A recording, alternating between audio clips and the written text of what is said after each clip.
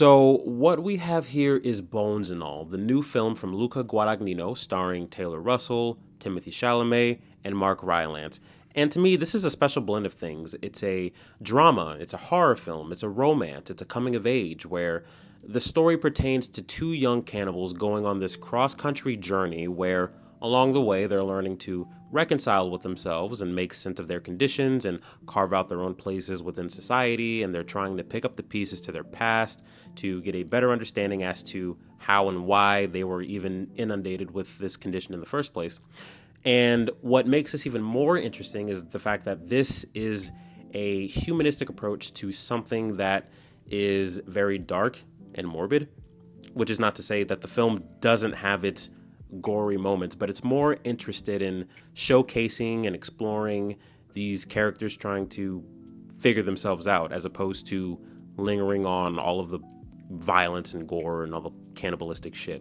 And I thought it had potential. I thought it was promising, but it unfortunately didn't live up to that promise. And to me, the film's biggest flaw is that it's not diving as deep into its characters as it could.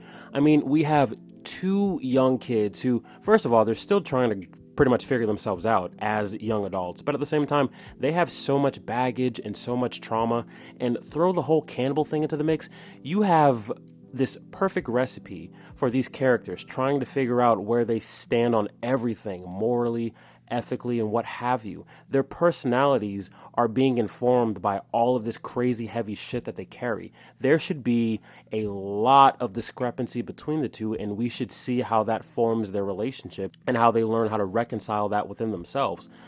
But instead, it seems that the film is more interested in selling this very sweet and sentimental relationship juxtaposed with dark and gory content, which that's fine.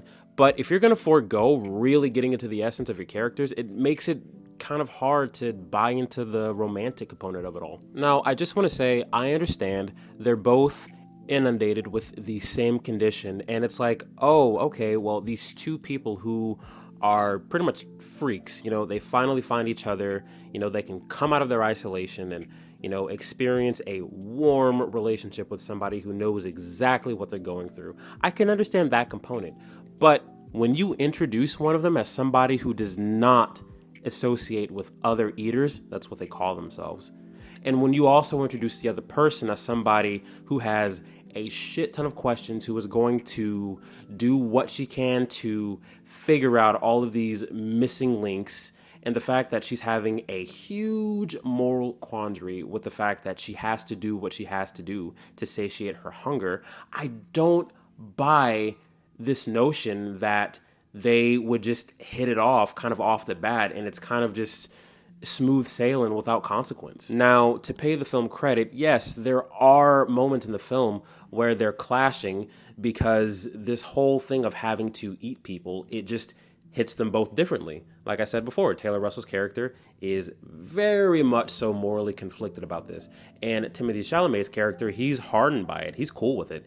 He's just kind of like, whatever, fuck it. They showcase these moments, but it doesn't feel like these discrepancies inform the next scene. It kind of feels like they just go back to being warm and lovey-dovey, sort of. Like, I really don't feel the consequences of their disagreements and their conflicts. And I think that issue was most definitely cemented for me when we hit a point in the film where their disagreement is just too strong and they split, where during those moments apart, we don't really see them having these integral moments of reflection. We don't really see them process the journey, where instead of that, it shortly after the fact comes back to them having a rendezvous and just hugging it out and kind of coming together again. And I'm just like scratching my head. I'm just like, wait, hold on. What exactly, led her to go back to Timothy Chalamet after that particular fight? I don't understand.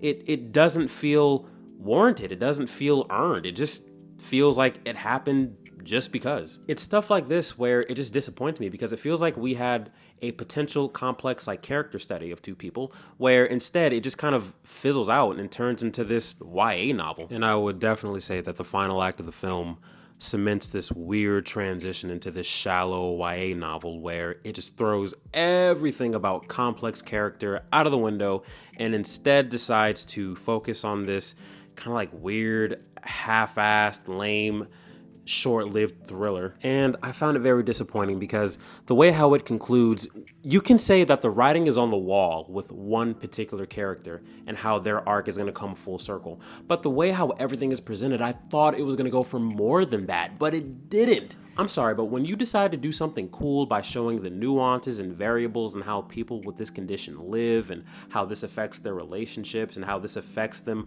long term, it's really fucking lame when you throw all of that complexity out of the window for a one-dimensional fucking thrill sequence. Especially when during that sequence, it seems inconsistent with the rules that you had set up way earlier, which to me implies laziness, rush job, or nobody cared. So that's my biggest issue with the film, taking very strong material and turning it into something that's pretty shallow at the end of it all. Another point of criticism for me comes from the logic of the writing. Like I said earlier, there is a specific rule that by the end of the film is pretty inconsistent with how it was introduced, and it felt like it was done that way just out of mere convenience. There is also a vital part of the film where two particular characters meet, and the way how that whole thing gets handled, it just seems both sloppy and poorly calculated at the same time. I found myself questioning tiny little details that just took me out of the moment. Things like, why would this piece of information be remembered after a decade and a half? How exactly does this person recognize you so vividly despite their condition? If this person really is considered that much of a threat, why are you allowed to see them with so little supervision? It's little fine details like that getting disregarded that makes it hard for me to fully engage and feel the full emotional weight of the whole thing. Also, and this is just me,